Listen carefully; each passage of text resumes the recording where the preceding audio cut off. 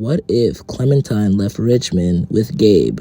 I know it's 2022 and nobody's really talking about The Walking Dead anymore, but with Telltale returning and releasing new titles soon, such as The Wolf Among Us Season 2, I kind of felt like coming back to this legendary series. Now, my goal with this is to take a character that everyone pretty much hated, which is Gabe, and turn him into a character that you can somewhat like. I would say that if you haven't watched or played yourself up to this point, you should leave. But like I said earlier, it's 2022. Who hasn't played or seen someone play this game before?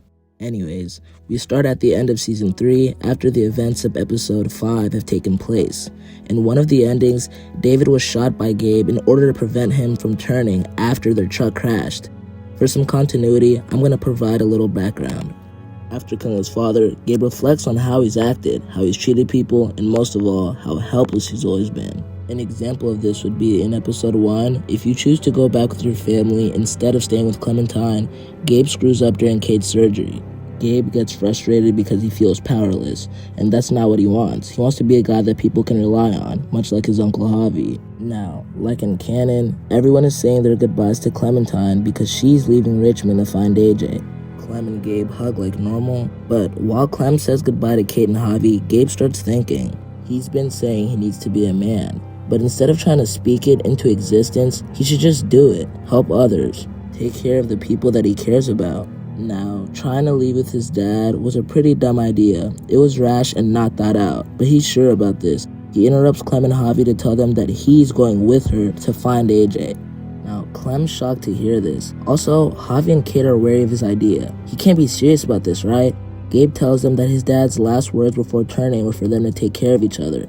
That's what he and Clem are going to do. Obviously, Clem can take care of herself, but wouldn't it be nice if she had someone looking out for her so she didn't have to go through all of this alone? Defeated, Javi understands where his nephew is coming from. And unlike David, Kate fully trusts Clementine. I mean, she has no reason not to. I feel like the only reason Kate didn't want Gabe going with David is because she didn't trust him anymore. After he left them at their house for the 3 months, him joining the New Frontier, she just thought that he was a dangerous person to be around. So, she agrees too. It's a sad goodbye, but Gabe hugs the last bit of family he has left, that being his stepmom and his uncle. Javi also gives his nephew a parting gift, but more on that later.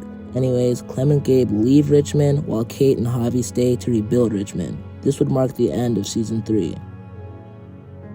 By now, I'd say a few weeks have passed since Clem and Gabe left. They've grown a lot closer as friends. Regardless of your choice to kill Dr. Lingard or not, Clem would still find out that AJ's at McCarroll Ranch the same way she did in canon. In the game, Dr. Lingard tells Clem that the ranch is a few miles west of Richmond. He doesn't really give her anything to go off of besides that. So Clem and Gabe kind of just blindly go west and hope for the best, at least for now. One day, while scavenging out west, they encounter a small lake in the forest. As Clementine, you can either choose to scan the area yourself, or you can tell Gabe to scan around the area and check if the coast is clear.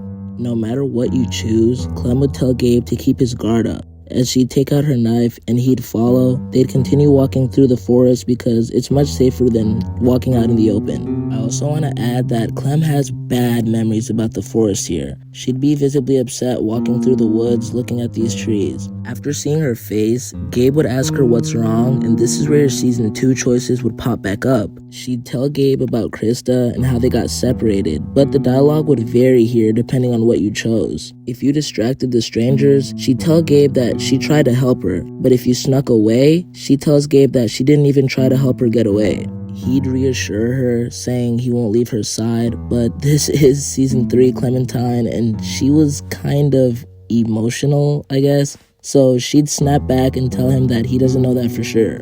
Eventually, some walkers do join the party, but they'd be dealt with pretty easily here. They continue walking, but they stop because they hear one nearby. They'd walk around a few trees to see a walker caught in a noose. Both of them would go and inspect the trap. They can't tell if this trap was made to catch people or food. Gabe would cover her while she goes to finish off the dangling walker. They need to take care of this walker quickly before it draws more attention to them. Clem draws her knife back, getting ready to stab the walker in the head, but she stops as Gabe yells at her to get back. He runs up and tackles the figure that was peeking at them on the other side of a tree.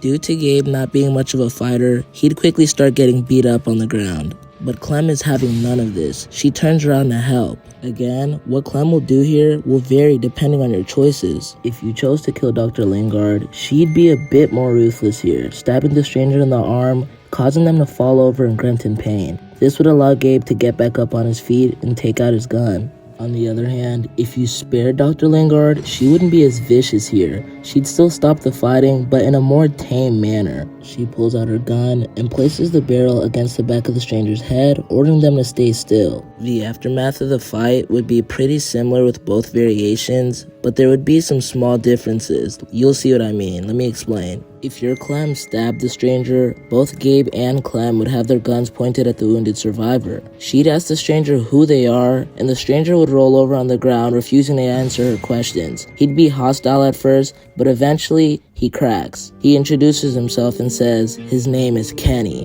Now, I know you're probably wondering how the hell something like this would happen in the actual game, but I will explain myself after I go over the other outcome. If your Clem defused the fighting with her gun, she'd order the stranger, i.e. Kenny, because we already know it's him now, but for the sake of plot, just pretend you don't know. Anyways, Clem would tell the stranger to turn around slowly. When he does, her stern look would turn into a look of shock. She slowly lowers her gun as she recognizes the man's face. The long hair, the eye patch, yup, it's Kenny. Also, if you care to hear why I brought Kenny into the story, just keep watching. There's 5 different endings in Season 2, but only 2 of them leave Kenny's fate completely unknown. The first ending where Kenny potentially lives is whenever you enter Wellington without him. That's when you and Kenny make it to Wellington and you choose to stay.